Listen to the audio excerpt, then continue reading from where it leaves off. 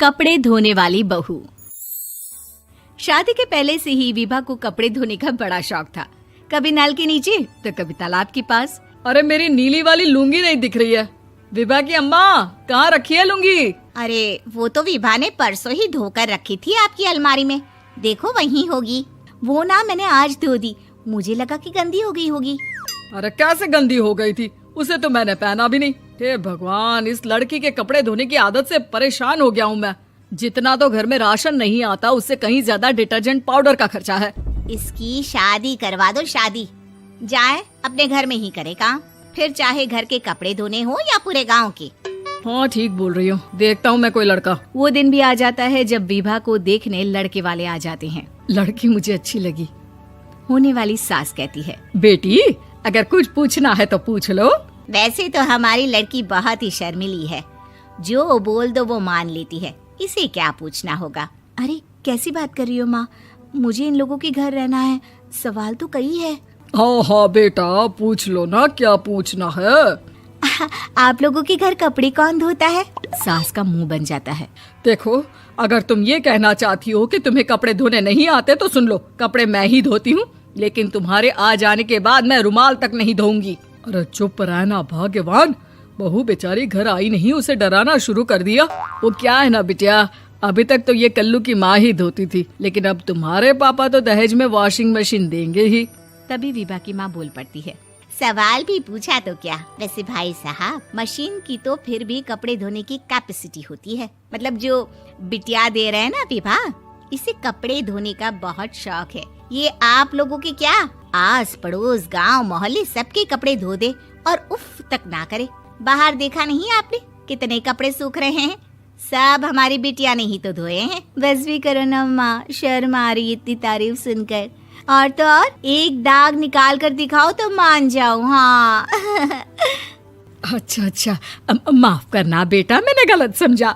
हमें तो रिश्ता बहुत पसंद है। और ऐसे जुड़ जाता है रिश्ता कपड़े धोने का शौक रखने वाली विभा का। उसकी शादी हो जाती है कोयला फैक्ट्री में काम करने वाले कल्लू के साथ। शादी के बाद अचानक विभा चिल्लाती हुई सास के पास आती है। सासू माँ, अरे सासू माँ कहाँ है आप? ये तो धोखा है, धोखा दिया आप लोगों ने मुझे। इसे ससुर के चक्कर के बारे में पता चल गया। अरे तो उसमें तुझे क्यों धोखा मिला है? अरे नल में पानी नहीं आता, कपड़े कैसे कब धुलेंगे? अच्छा, तू पानी नहीं आ रहा उसकी बात कर रही है। तो आपने क्या सोचा? कुछ नहीं। अच्छा, तेरी माँ ने कहा था कि कपड़े धोने का शौक है तुझे, याद आया मुझे। शौक बोलकर कपड़े धोने वाले मेरे जुनून को कम ना आके सासू माँ, कपड़ा धोना मेरा गुरूर है। तभी पति भी वहाँ आ जाता है। अभी मैंने इसे सनी देओल की फिल्म दिखाई है, उसी के डायलॉग मार रही है माँ। अच्छा सुन, साफ साफ बता रही हूँ, पानी सुबह 4 से 6 और शाम को 10 से 12 आता है, समझी? विभा टाइमिंग सुनकर हैरान हो जाती है। ये क्या भूतों का मोहल्ला है? सुबह 4 बजे उठकर कौन कपड़े धोता है? 4 बजे टंकी में पानी जाता है, फिर सारा दिन धोना ना, किसने मना किया? अरे कैसी बात कर रही हैं? 200 लीटर की टंकी में कितने कपड़े धो लूंगी मैं? सुबह ही उठ जाऊंगी मैं। अब क्या था, विभा सुबह 4 से लेकर रात के 12 बजे तक कपड़े ही धोती रहती। एक रोज सास पड़ोस से निकलकर कहीं जा रही होती है कि साथ वाली कहती है, हाँ कल्लू की माँ, जरा ये बताओ कि 2 साड़ी है, 2 ब्लाउज और एक पेटीकोट और एक नाड़े वाला लंबा कच्छा। हाँ तो? अरे तो क्या, कितना लोगी धुलाई ये बताओ। धोबन दिख रहे हैं हम क्या? हमारे पति सरकारी नौकरी से अभी रिटायर हुए हैं और बेटा सुपरवाइजर है कोयला फैक्ट्री में। धोबन समझ रखा है हमें?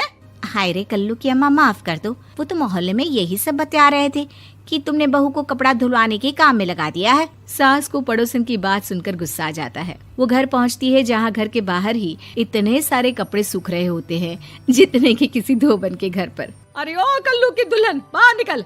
माँ जी यहीं आ जाओ, बाथरूम में चादर धो रहे हैं हम। अरे अभी हम धोते हैं, तुमको बाहर निकलो। ये आस पड़ोस वाले बोल रहे हैं कि हम बहू से कपड़े धुलवा कर उसे कपड़ा धोने वाली बना दिए हैं। अरे छोड़ो ना माँ जी, किन लोगों की बातों में आती हो? आस पास के लोगों का तो काम ही होता है कि वो किसी तरह सास बहू को लड़ा दे। बहू सारे घर के कपड़े धोती है, ये क्या कम है? बोलिए।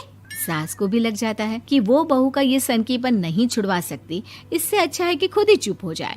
एक रोज सास और बहू मंदिर जाते हैं, जहाँ सास की साड़ी वहाँ खड़ी भीख मांगने वाली से मिलती है। माँ जी क्या बात है, आपकी साड़ी उस भिखारन से कितनी मिल रही है ना? हाँ हाँ देखो तो, दोनों की साड़ी मिल रही है। क्या बात है कल्लू की अम्मा, तुम खुद को तो अफसर की बीवी बताती हो और ऐसी सिंपल सी प्लेन साड़ी पहनकर घूमती हो। सिंपल और प्लेन नहीं है ये साड़ी। तो क्या सोने के धागे से फूल बने हैं? कुछ भी सासू माँ, कुछ भी। हाँ बने थे इस साड़ी में सोने के धागे से फूल। मेरे पति लेकर आए थे मद्रास से स्पेशली मेरे लिए 10,000 की। ताहे भाई साहब इस भिखारन के लिए भी सेम टू सेम साड़ी लेकर आए होंगे 10,000 की। सास उस वक्त तो कुछ नहीं कहती, लेकिन बहू के साथ घर आती है और अलमारी से एल्बम निकाल कर लाती है। ये साड़ी देख रही है, ये वही साड़ी है जिसे मैंने अभी पहना था। इस साड़ी में ये जो चमकदार फूल दिख रहे हैं ना, ये सोने के धागों से काढ़े गए हैं।